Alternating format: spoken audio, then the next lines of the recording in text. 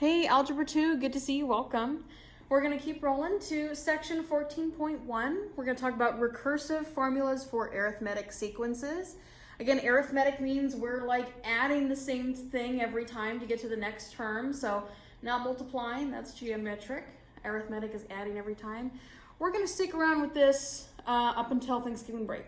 So I don't want to throw anything too much new, too fast at you. So we're going to be talking about recursive formulas for a while. All right. Here's learning target for today. I can write a recursive arithmetic sequence, and especially you'll be able to, the success criteria is you'll be able to translate between explicit and recursive formulas for arithmetic sequences. So we'll talk about what exactly explicit and recursive formulas are. Pause if you need to. Okay, explicit formulas find the nth term. That's what we've been working with. So the last section was all about explicit formulas. If you can tell me you need the nth term, you need the 50th term. Okay, great, n equals 50, I'll plug 50 into my formula, and I will tell you explicitly, very specifically, what the nth term is. All right, that's what we worked with in our last section. Recursive formulas work just slightly different. They're usually going to give you the beginning term, so they're going to give you the value for A1, and then they're going to give you like a second equation that tells us how the nth term is related to one or more previous terms. So again, explicit formula, it tells you if you know the first term, I can relate the first term to the nth term. This one here says, I'll tell you what the first term is, but I'm going to tell you how to relate the nth term with the previous term. It's a lot, it's abstract, but we'll break it down here in just a second. Pause if you need to get just a basic definition of recursive formulas. Okay, recursive formulas and explicit formulas. We had earlier said that the general form for an explicit arithmetic sequence, this is going to look familiar. I'm going to use subscript notation, so a sub n, the nth term in your arithmetic sequence, is equal to a1, you take the first term, plus n minus 1 multiplied by the common difference. That was our explicit formula. The general formula general form for a recursive arithmetic sequence, like I said before, it gives you the first number. So instead of having just one thing here, recursive formulas are going to have like two equations. So it's going to tell you my first term is equal to 5, or my first term is equal to negative 10, right? So it's going to give you the value. It's going to say, okay, A1 is equal to whatever that value is. I don't know what it is right now. I'm just going to say that A1 is equal to a number. And then it's going to tell you, it's going to give you a second little equation here that says the nth term, AN, is equal to, if you take the term that's right before AN, which would be AN minus 1, so all in subscript is n minus 1.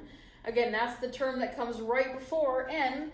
So if n was equal to 25, well, the term that comes right before the 25th term is going to be a sub 24 minus 1, and that would be a sub 24. So a24, a25. It takes an, and it says find the previous term, so it says n minus 1 plus the difference. All right, the common difference, usually what we saw in our explicit formula. So take second, write down that is your general form for a recursive arithmetic sequence. You're given the first term, whatever that value is, and you're given how the nth term relates to the previous term. In this case, we're taking the previous term and just adding our difference. Pause if you need to. Alrighty. So let's look at an example here. This is a recursive formula. I'm giving you that the first term is equal to 3.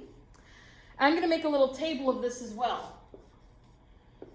So I'm going to say this is n, whatever that may be. this is the nth term, so when n equals 1, well, a1 is just 3. That's our first term. When n equals 2, so if we wanted to find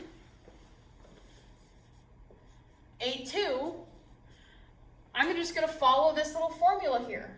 Again, this is a good example. Pause if you need to. Get it down in your notes. I'm going to follow this formula here. So if I want to find a2, I'm going to find the previous term of a2, which is going to be a2 minus 1. And then I'm just going to add 5 to it, that common difference there.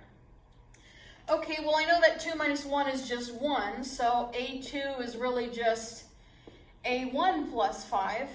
It's the first term plus 5, and, well, a1 I know is 3.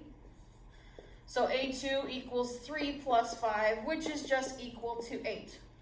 It's a really long-winded way to basically say, add 5, right? So that tells me that my next term is 8.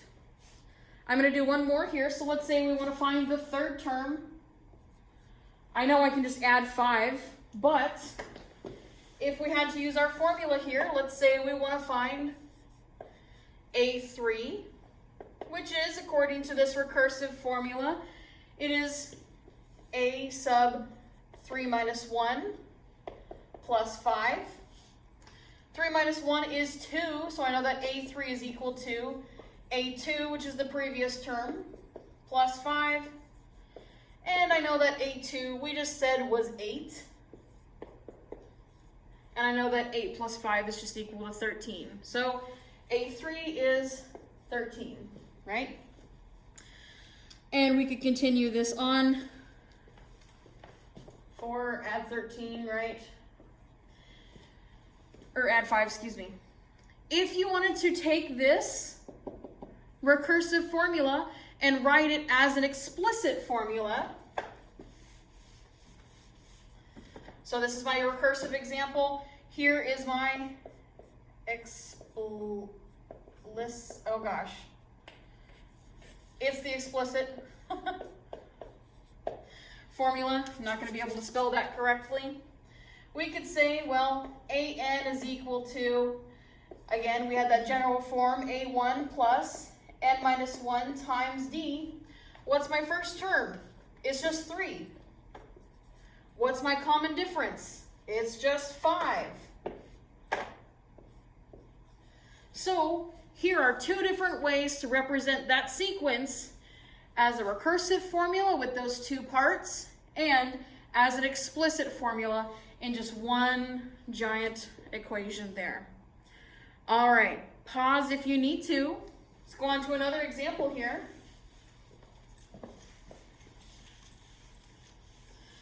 So the next sequence that I'm going to give you is in the form of a table. Might be a good idea to just get a quick sketch of that table down. And I'm asking you, can you find a recursive sequence for this number, or a recursive formula for the sequence of numbers? So I'm just going to put out the general form there. A1 is equal to a number, right? That was the first part of our recursive formula.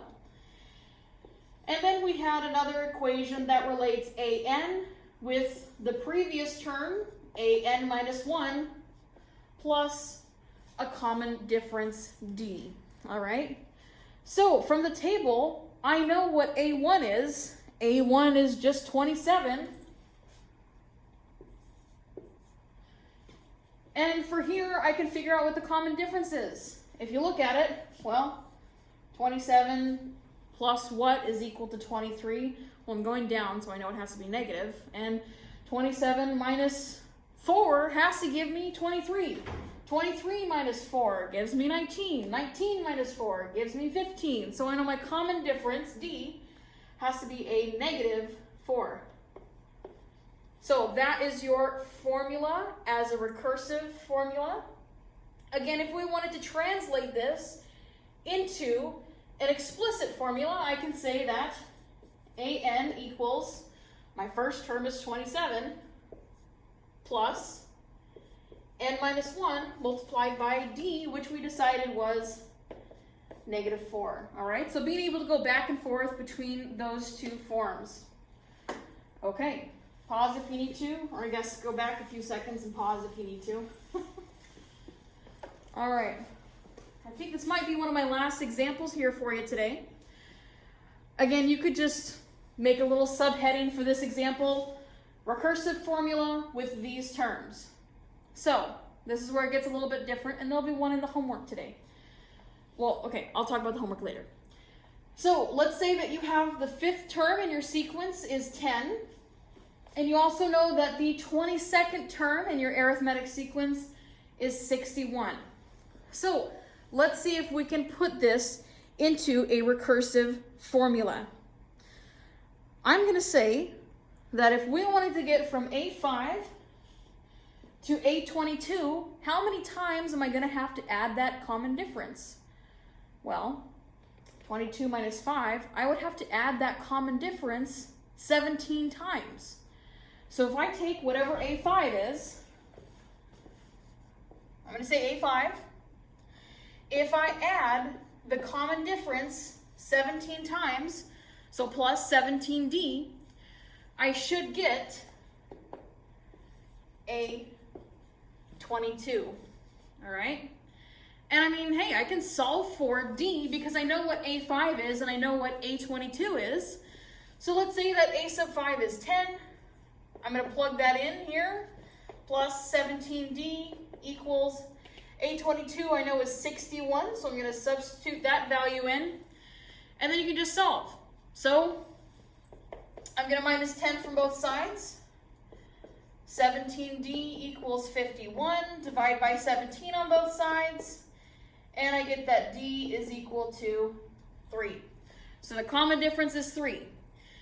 The only other part that I need for my recursive formula is whatever the first term is. So I'm going to start building my recursive formula over here.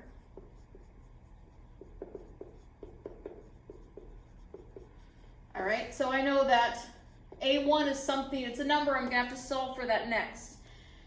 I can relate the nth term with this previous term by saying an minus 1 plus 3 would give me an. So I've already got part of that formula down. If I can find the first term, then I have my starting point and I know where I'm going, right? I'm going to erase this real quick. So we could just as easily find A1 by just subtracting 3 and going backwards. So I'm going to do this like the way that I assume some of you would do if you didn't know how to do it, and then we'll actually like put it through an equation, okay? So here I could say, what am I going to say? Well, A4, I'm just going to work my way backwards. A4, well, if I take 10 minus 3 from it, that's going to give me 7. I can continue doing this, so A3 minus, or 7 minus 3 is going to give me 4. A2, the second term, well, subtract 3 again, excuse me, the common difference is 3, gives me 1. That means that A1, if I subtract 1 more 3, that is going to give me my first starting term, which is -2. Or we could do it this way. If we wanted to go from A1 plus, how many times would I have to add that difference to get to A5? I would have to add that difference 4 times, all right? Because again, 5 minus 1 is 4. So if I take A1 and I add that common difference 4 times, so A1 plus 4D, that would give me A5, excuse me. And hey, you know what A5 is. You know what the common difference is. So A1 plus 4 times 3 has to be equal to 10. All right, 4 times 3 is 12, so I got that A1 plus 12 equals 10, minus 12 from both sides. And once again, we get that A1 equals -2. So we still got the same way, right? A1 equals -2. Pause if you need to. I think that's all I have for you today. Don't click away just yet. Give me a second here. Okay, what else do I have? All right, you can either come to Blackman 107 to check off notes. I will see you tomorrow. Tomorrow you can check off notes with me. I'm going to talk about a little shortcut that we could use. We're going to use Google Slides or Excel to make a little shortcut to talk about recursive formulas. Yeah, there's a homework assignment available, but again, we haven't had our review because we're going to talk tomorrow, so don't worry, don't stress out too much about it. You should be able to complete the homework by Friday, and if not, we will talk on Monday as well. So, check off notes, or I will see you tomorrow to check off notes and have a little bit of review. Thank you all. Goodbye. Happy Wednesday.